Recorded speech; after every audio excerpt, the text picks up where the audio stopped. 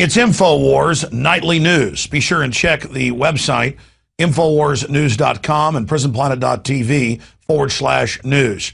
We're now joined by longtime liberty activist Gary Franchi, who's been very successful in everything he's done, from promoting Aaron Russo's great film, America, Freedom to Fascism, to making documentary films and producing his own daily TV show, The Reality Report. I wanted to get Gary on to talk about his ideas of how we can hopefully even energize the population more to a higher level to ensure that Ron Paul wins the Republican nomination for president in 2012.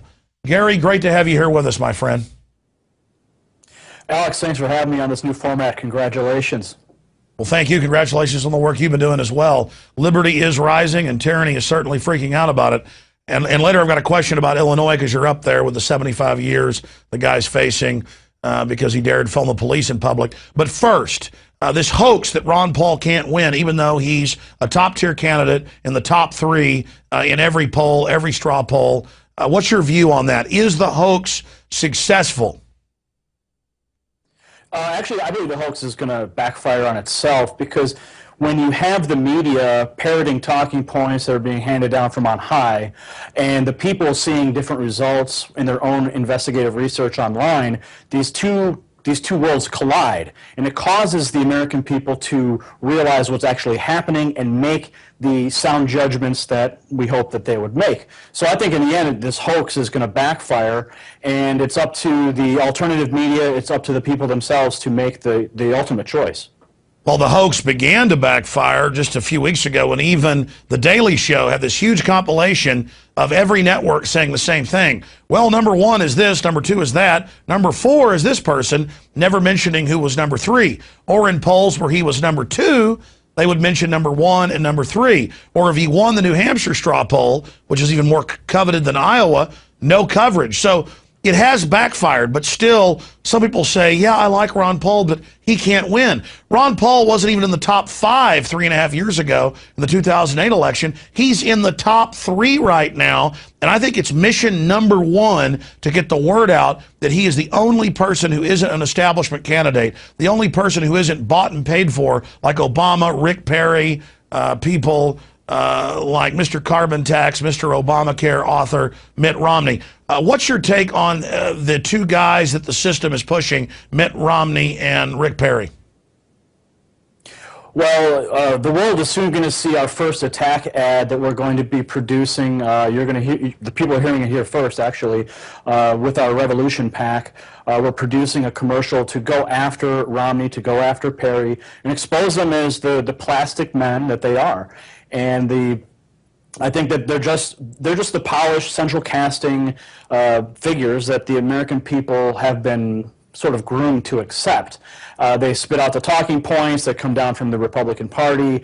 They toe the party line, and they are easily corruptible through all the different lobbying money and through their dirty campaign finance work. So the people are going to see this through the work that we're doing with the Revolution PAC and through alternative media. Isn't it coffin nails for Perry and, of course, for Mitt Romney for their campaigns? If Ron Paul brings up that Mitt Romney's a carbon taxer and gets praised by Al Gore, that Mitt Romney wrote Obamacare, that Rick Perry was the chief of staff for the presidential campaign of Al Gore, and then in '93 supported Hillary Care, NAFTA superhighways, Bilderberg meetings, forced inoculations of Gardasil. I mean, Rick Perry, it's hard to imagine somebody worse and more fake than this guy. I think Ron Paul needs to go on the attack. I know he's a gentleman, but now is the time to go on the attack. What's your view on that? Well, I think we have a short window of opportunity where Ron could actually come out and go on the offensive. You know, those two candidates, Rick Perry and Mitt Romney, they have so much baggage. They have so many angles that we could pierce their armor with. That, I mean, you went down a whole laundry list. Ron Paul, I believe he should go on the attack, but I mean, there's two schools of thought. You know, taking the high road, and then there's people that can go on the offensive, like we can, through different media outlets, through different PACs and organizations. We can do the dirty work and the heavy lifting that Ron Paul just can't do. Well, I agree with that at a certain point, but when I had Ron Paul on the radio a few days ago, he said, look, I want their agenda and policies to speak for themselves. But I said, Congressman, respectfully, the public doesn't know. They think it's a joke that these guys are big carbon taxers and socialist Hillary care lovers. You need to get the word out. And he said, well, I do see your point. And so I think it's important for Ron Paul himself to come out against these guys. And when Ron Paul finally agreed with me was when I said, look at Rick Perry coming out and saying he's now against the Federal Reserve. This shows how successful the message of liberty has become, that Ron Paul isn't just some voice in the wilderness, that establishment neocons are now having to basically take on his political colorations. I think Ron will have an opportunity if his handlers allow him to take the gloves off. You know, Ron has an established cadre of individuals around him that are assisting him through the campaign, and I think that they do have a specific strategy, and it's hard for them to deviate from some of those strategies. So I think the only opportunity he will have is either if he puts out his own campaign ads, going on the offensive, or if he just goes after them like a pit bull in some of these next upcoming debates. The debates get a lot of coverage, and I think as we're dwindling down to these top-tier candidates, the opportunities are going to increase. So he's got to capitalize on those moments. Well, he certainly does. It's just that Rick Perry and Mitt Romney are simply Barack Obama 2.0, another plastic, fake Ken doll whose real policies are the polar opposite of what they claim. Shifting into other issues, you know, Ron Paul has been spot on about the inflation tax, the private central banks wrecking our society. And now, even the Wall Street Journal has reported internal memos at Goldman Sachs are telling some of their biggest investors, get ready for a total implosion of our economy in the next 6 months. But they're telling their general investors everything's going to be rosy. Does that concern you that even Goldman Sachs internally is talking about a total collapse of society? Well, I think absolutely. You know, Alex, you have been talking about this for years. Ron Paul's been talking about this for years. We've been reporting on these things for many, many years. So it really shouldn't come as any surprise that when you have a nation based on a fiat currency, you have a Federal Reserve System that bailouts trillions upon trillions of dollars, just devaluing the currency. But there are results. There are results that occur based on those decisions, and collapse is one of them. So it's up to the American people to brace for impact as we move into this fallout that's going to happen from these decisions. Gary, I agree with you, and I think it's absolutely central, something that Ron Paul's talked a lot about when I gave a speech with him 6 years ago outside Austin in Bastrop. He made the point that when they implode the global system because of the derivatives time bomb, this impossible to pay back fraudulent Ponzi scheme black hole, that the system that has engineered the crisis is going to pose as a savior, and that it was essential to expose that they were the authors of all of the economic and political pain that we're going through, or they will pose as the saviors and get even more power out of it. In closing, I want to get your take on a story that's gotten international attention. A 41-year-old mechanic who filmed police in public. He has now been charged and is facing life in prison for taping the police. And the police know that federal and state courts have thrown this out. There's no perception of privacy when you're in public. They know the law doesn't say that, but people are actually being sent to prison for videotaping police. I think this is one of the scariest things I've seen happen in modern times, that police and then prosecutors would actually go after people for doing something they know is legal and then tell basically brain-dead juries that it was the law that they can't do this and send people to prison. What's your take on that? Well, the law they're using is the Illinois wiretap statute, and that states that you cannot videotape somebody and include audio.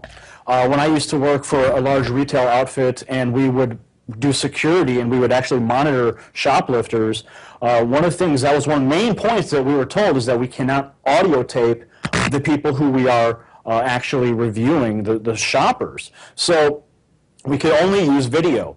And now every single camera, every single iPhone or whatever you want to use records both. The only way to get around that situation in the state of Illinois is either change the law completely, or you have to wear a placard on you that says, I am not using audio, I'm only recording video. It's unfortunate that we have a day and age where police feel threatened. These are the people who are tasked to protect and serve us, and if we're not able to hold them accountable, if we're not able to record their civic duties and hold them accountable for it, then this nation is lost. So we have to attack the situation on multiple fronts by raising awareness for this statute itself that needs to be reversed. We also need to raise awareness that the police, if they're going to put cameras on us in every street corner, at every red light station, and on the dashboards of every police cruiser, if they're going to put cameras on us, then we have the equal right to put cameras on them in the same exact capacity. Well, Gary, so it's up to the American people to step up and fight this. Well, Gary, that's my point, is that according to the court rulings, I understand they're saying it's the law, but the truth is, in a private business, you can record audio and video. They're just claiming you don't have this right. And just like police have squad car videos and then audio mics on their ties or on their shirt, there's no perception of privacy. Wiretapping is going and tapping into somebody's phone line, or wiretapping is planting recording devices in somebody's house where there's privacy. And that's why it's being thrown out of court. But it's really a scary phenomenon. Well, Gary, thank you so much. Thank you so much for joining us tonight. Go ahead and make your point. I was just going to say they're misapplying the law by stating that the wiretapping is being done through a camera with a microphone, and you just stated that it has to be done through a telephone of some sort. Exactly. That's what's scary about this, is that they know the courts have been throwing this out for years with 12 states trying this, and the system doesn't care. They just keep going and going and going. Well, folks can find out more at your different websites. Tell us about the Reality Report briefly, and then also the new political PAC you've set up to try to run ads nationally going after those that are demonizing Ron Paul. Reality Report, we put out a weekly show, and we try to cover some of the hot button current events issues and give people solutions to act on those issues. RealityReport.tv is the website for that, and the Revolution PAC is a super PAC that we organize with leading scholars, authors, and activists such as Tom Woods, and our focus is on raising funds so that we can put out high-quality professional commercial advertisements to support Ron Paul. And the beautiful thing about our Super PAC is that we can accept unlimited donations. There's no cap on how much an individual, corporation, or organization can donate to us. So we have a great opportunity to raise literally millions upon millions of dollars from wealthy individuals. So we hope that people out there will seek us out, go to revolutionpac.com, and support our efforts to get Ron Paul into the White House. Well, Gary Franchi, you're definitely a man in the arena, and great luck. Go with God when it comes to going after Rick Perry and Mitt Romney with their real records. Thank you so much, Gary, for joining us. It's a pleasure being here, Alex. Pleasure having you. Me. All right, ladies and gentlemen, there goes Gary Franchi. That is it for the second edition of InfoWars Nightly News. I want everybody to have a great holiday coming up on Monday, and we'll be back here live Tuesday, 7 o'clock Central. That's 8 p.m. Eastern for InfoWars Nightly News. The websites are InfoWarsNews.com and PrisonPlanet.tv/news. I'm Alex Jones, signing off from the front lines of the InfoWar. Have a great and blessed weekend.